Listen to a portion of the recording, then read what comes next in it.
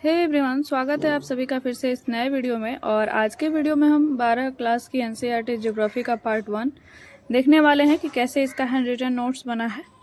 इसमें chapter wise हमने notes बनाया है, शुरू से लेकर आखिरी तक का चैप्टर इसमें शामिल है। जिन लोगों को नोट्स परचेज करना है वो दिए गए नंबर पर व्हाट्सएप कर सकते हैं, डिटेल आपको मिल जाएगा कि कैसे परचेज करना है।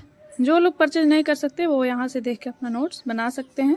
पहला अध्याय है मानव भूगोल, और मानव भूगोल की इसमें परिभाषाएं दी गई हैं। काफ़ी छोटा चैप्टर है, तो इसमें परिभाषा दी गई है मानव भूगोल किसे कहते हैं, और विभिन्न जो भूगोल शास्त्री हैं उनके द्वारा मनुष्य का प्रकृतिकरण और प्रकृति का मानवीकरण कैसे हुआ है उसके बारे में यहाँ पे दिया गया है। दूसरा चैप्टर है विश्व जनसंख्या। विश्व जनसंख्या को हम 8वीं क्लास की ज्योग्राफी में भी पढ़ चुके हैं, वो भी वर्ल्ड लेवल पे।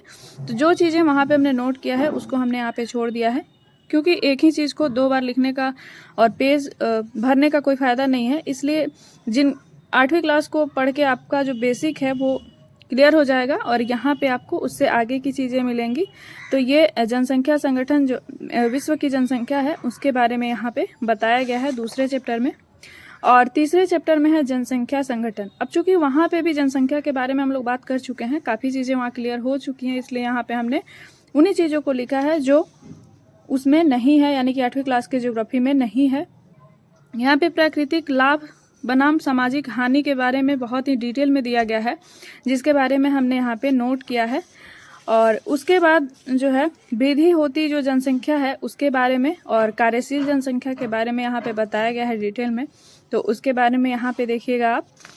उसके बाद का जो चैप्टर है वो है अध्याय 5, और अध्याय 5 में है प्राथमिक क्रियाएँ। और प्राथमिक क्रियाएँ में जितनी भी चीज़ें शामिल है उनको बहुत ही डिटेल में 12वीं क्लास की एनसीईआरटी में दी गई। इसके बाद से जितने भी आपको चैप्टर मिलेंगे सब बड़े बड़े मिलेंगे, जैसे यहाँ पे आप देख सकते हैं कृषि के कितने प्रकार दिए गए हैं।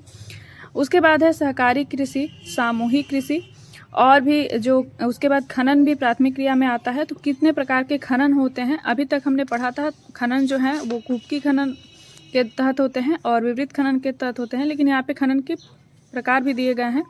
छठा जो है वो है द्वितीय क्रियाएं, और द्वितीय क्रियाएं जैसा कि उद्योग से संबंधित है, और यहाँ पे भी निर्माण से संबंधित जितनी भी चीज़ें हैं वहाँ उसके बारे में दिया गया है। यहाँ तक कि उद्योग जब होता है, उद्योग जो होता है उसमें जो भी चीज़ें तैयार होती हैं उसको बाज़ार तक पहुँचाने तक की और क्या क्या ज़रूरतें होती हैं उन सभी चीज़ों के बारे में, क्या क्या साधनों का वहाँ पे इम्पोर्टेंस होता है, सबके बारे में दिया गया है। उसके बाद का जो चैप्टर है वो है इसी में उद्योगों का वर्गीकरण है, कितने आधार पे बांटा गया है, जैसे आकार का आधार, उत्पाद के आधार पर और स्वामित्व के आधार पर, कच्चे माल के आधार पे। जैसे खनिज आधारित उद्योग में आप देख सकते हैं धात्विक है और अधात्विक है। धात्विक में भी लॉ अलाव 2 तरीके से बांटा गया है उद्योग के प्रकारों को। अध्याय 7वां जो है वो है तृतीय और चतुर्थक क्रियाकलाप। तो तृतीय क्रियाकलाप जैसे कि सेवा क्षेत्र कहा जाता है, तो सेवा में यहाँ पे दिया गया है कि सेवा क्षेत्र कितने प्रकार के होते हैं और बहुत ही डिटेल में आगे समझाया गया है।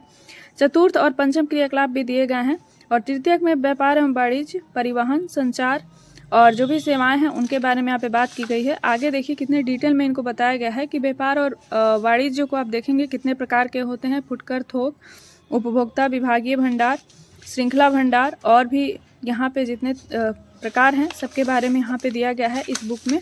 तो आपको कहीं और से इसको जो है पढ़ने की ज़रूरत नहीं है। यहाँ पे परिवहन के बारे में दिया गया है कि परिवहन क्या है और उसको प्रभावित करने वाले कारक कौन से हैं, पर्यटक क्या हैं, और पर्यटक को आकर्षण करने वाली जो चीज़ें हैं वो कैसी हैं, किस तरह की हैं। उसके बाद है पंचम क्रियाकलाप। तो इस तरह से यहाँ पे पंचम क्रियाकलाप के बारे में भी यहाँ पे दिया गया है। उसके बाद परिवहन में ही अब अलग से एक चैप्टर है परिवहन एवं संचार। उस चैप्टर में काफ़ी डिटेल में सभी मार्ग जो हैं, सड़क मार्ग, रेल मार्ग, सबके बारे में दिया गया है। जैसे यूरोप में महामार्ग हैं, चीन में, भारत में, अफ्रीका में, सबके बारे में है। सीमावर्ती जो सड़कें होती हैं, रेल मार्ग होते हैं, उनके बारे में है। यूरोप में रेल मार्ग जो मुख्य हैं वो कौन कौन से हैं और कितना रेल मार्ग है यूरोप में, सभी महाद्वीपों में उनके बारे में दिया गया है। उत्तरी अमेरिका, ऑस्ट्रेलिया, दक्षिण अमेरिका, एशिया और अफ्रीका, सभी महाद्वीपों में कितने रेल मार्ग हैं और कौन कौन से मुख्य हैं सबके बारे में है। पार महाद्वीपीय यानी कि इस महाद्वीप से उस महाद्वीप में भी जो रेल मार्ग है वो भी दिया गया है यहाँ पे। उसके बाद ऑस्ट्रेलियाई ओरिएंट एक्सप्रेस, सब कुछ यहाँ पे इसमें दिया गया है। और जल परिवहन में जैसे समुद्री मार्ग होते हैं, तो समुद्री मार्ग विश्व में कौन कौन से जो है, उत्तरी अटलांटिक समुद्री मार्ग, भूमध्य सागरीय हिंद महासागरीय समुद्री मार्ग, उत्तमाशा अंतरीप समुद्री मार्ग, उत्तर प्रशांत समुद्री मार्ग और दक्षिणी प्रशांत समुद्री मार्ग हैं। तटीय नौ परिवहन है और नौ परिवहन नहरें हैं, ऐसी नहरें हैं जहां नाव की सुविधा है, उनके बारे में भी है। स्वेज नहर के बारे में भी बताया गया है और पनामा नहर के बारे में भी यहाँ पे बताया गया है। फिर से आंतरिक जो जल मार्ग है, आंतरिक जल मार्ग जो मुख्य हैं, जैसे राइन नदी जल मार्ग है जो जर्मनी में है, उसके बारे में बहुत ही डिटेल में बताया गया है। और डेन्यूब जल मार्ग जो है, डेन्यूब नदी, उसके बारे में भी यहाँ पे बताया गया है।